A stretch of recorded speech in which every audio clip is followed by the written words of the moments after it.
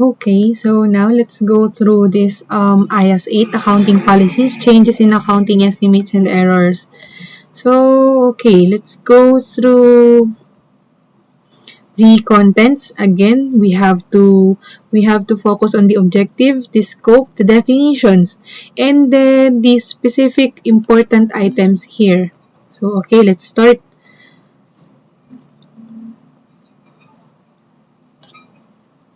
As we go through this, actually, more on theoretical part na lang din to. Pero, at least you should familiarize yourselves with this para at least when it comes to theories ng financial accounting and reporting subject in your board exam, guided kayo kung ano talaga yung sinasabi sa standards. So, okay, objective of IAS 8. The objective of this standard is what? It is to prescribe the criteria for selecting and changing accounting policies. So, actually, these accounting policies, ito kasi yung gamit ng mga company into presenting and recording and summarizing their financial information. So, dapat lang na naka-disclose to ng maayos and naka-present sa financial statement. Bakit? Kasi, ikaw as a user, or yeah, if for example, ikaw yung investor, you need to understand if ano ba yung policy, ano ba yung accounting policy ng client. Naka-adapt ba sila sa mga bagong standard na pinapa-adapt ngayong 2020, ganon. So, you have to understand, and the preparer of the financial statement should present it fairly and faithfully. So, ayun. The standard is intended to enhance the relevance and reliability of an entity's financial statements and the comparability. Okay. And then, ang scope nitong IAS 8 is disclosure requirements for accounting policies except those for changes in accounting policies which are set out in IAS 1 presentation of financial statements. Okay, so scope. The standard shall be applied in selecting and applying accounting policies and accounting for changes in accounting policies, changes in accounting estimates, and corrections of prior period error. So, do not confuse yourselves with IAS 1 and IAS 8, okay? So, ang scope din nito is to presentation of the tax effect nung mga correction of prior period error. Itong mga prior period error, make it a habit na whenever you encounter this prior period error, it might or it may not affect the retained earnings. Actually, sa practice, medyo big deal kasi pagka sinabing kailangang i-adjust yung retained earnings kasi it already entails the quality of the audit or of the financial reporting made during the previous years. So, ang pinag-uusapan na kasi doon is yung reputation ng mga past report, yung mga past auditor or yung past financial statement preparers, which is yung management. Okay, so definition, again, please kindly revisit this section for your own reference then. Okay, so yan, lalo na yan, yung retrospective application, retrospective restatement, they're at some point different din. Kasi mako-confuse kayo. I encounter a question during our review. I think I could share it to you during our take-home quiz, I think, wherein sa theoretical part, may question and then yung choices is letter A, retrospective application, letter B, retrospective restatement. So, ikaw, if ang alam mo lang is yung retrospective concept, well, medyo malilito ka din eh. Kasi, lalo na pagka medyo confusing yung definition sa question, di ba? And then, makikita mo yung choices is, ito, ganito siya, application or restatement. Parang application siya, pero parang restatement din siya eh. So, at least, you have to familiarize yourselves with the definition of terms incorporated in IAS 8 so that the next time you encounter the same question, well, you can answer it properly. Okay. It's just an 820 pages standard statement, so you could really revisit this. And then, accounting policies. Okay, kindly revisit the paragraphs. In the absence of an IFRS that specifically applies to a transaction, other event or condition, the management shall use its judgment in developing and applying an accounting policy that results in information that is. So, ayan. There were times kasi hindi kasi lahat ng industry kayang gawan ng standard ng IFRS board. Kasi, they're they're also unique in their own way. Those businesses, those industries. So, wherein parang based na lang sa practice, no? And based most especially sa judgment ng management as to their presentation. Dapat lang mamit yung mga following na to. Relevance, yung reliability, dapat mamit tong mga to as their presentation. Kindly take note of this kasi sa theories, lumalabas yung mga ganyang scenario. So, at least familiar kayo with them.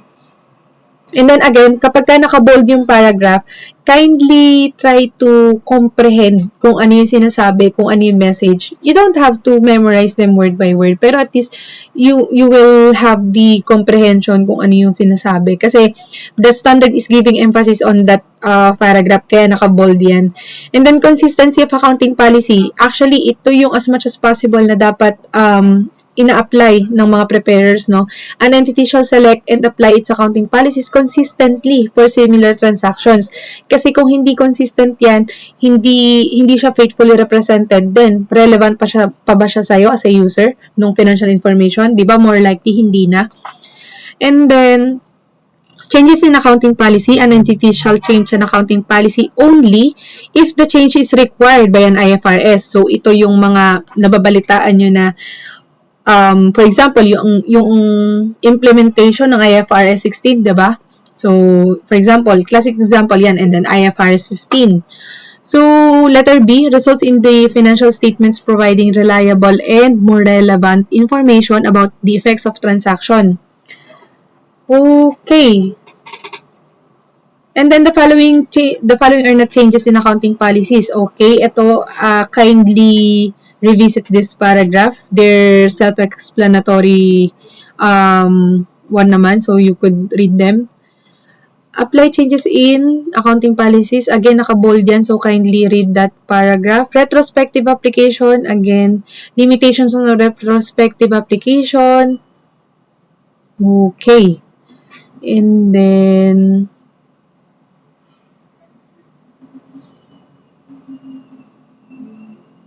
okay, itong mga scenario na to, I think you have to revisit them.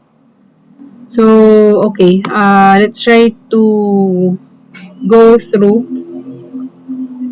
Dito, when it is impracticable to determine the cumulative effect at the beginning of the current period of applying a new accounting policy to all prior periods, the entity shall adjust the comparative information to apply the new accounting policy prospectively from the earliest date practicable. So, ito yung mga nagkakaroon ng sa balance sheet na restated. Parang, halimbawa, nakapresent na yung 2019 balances, pero kailangang i-present yung 2019 restated kasi nagkaroon ng change in accounting policy. And actually, in practice, this kind of scenario is really critical kasi you have also to explain kung bakit naging ganon. Kasi may confusion yan sa users eh. Lalo na kapag listed yung company, tapos nagkakaroon ng restatement yung FS. The same should be explained well sa financial statement kung bakit nagkaroon ng restatement. Okay, as much as possible sana hindi siya dapat ginagawa, pero still there were cases and there were instances na hindi may iwasan, kailangan mag-change ng accounting policy. Okay, disclosure, kindly revisit this part. And then changes in accounting estimate. Okay, kindly take note of the difference, no? Changes in accounting policy and changes in accounting estimate. Kapag ka changes in accounting estimate, so please kindly know the difference ng treatment nila. Kasi kapag ka changes in accounting estimate, you don't have to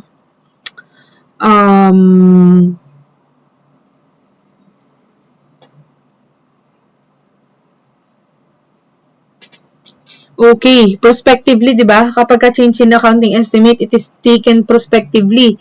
Pero pag change in accounting policy, it is as if the new accounting policy adopted is being applied from the start as early as practicable. And pero kung accounting estimate 'yan, well, you could apply it prospectively, and that's the standard states. So as you can see, ang classic example nito, balikan natin dito sa taas. For example, bad debts. Provision for bad debts, right? That is an expense. So, or that is an expense also, and a contra asset account. So, if may change sa estimate, if nagbago yung amount, um, for example, ang mangyayari dyan is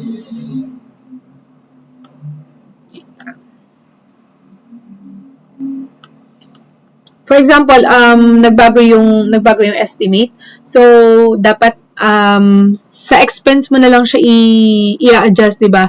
So, as you can see here, the effect of change in accounting estimate other than a change to which paragraph 37 applies, so balikan niyo yung 37 sa baba, shall be recognized prospectively by including it in profit or loss in the period of the change, if the change affects that period only, or the period of the change and future periods if the change affects both.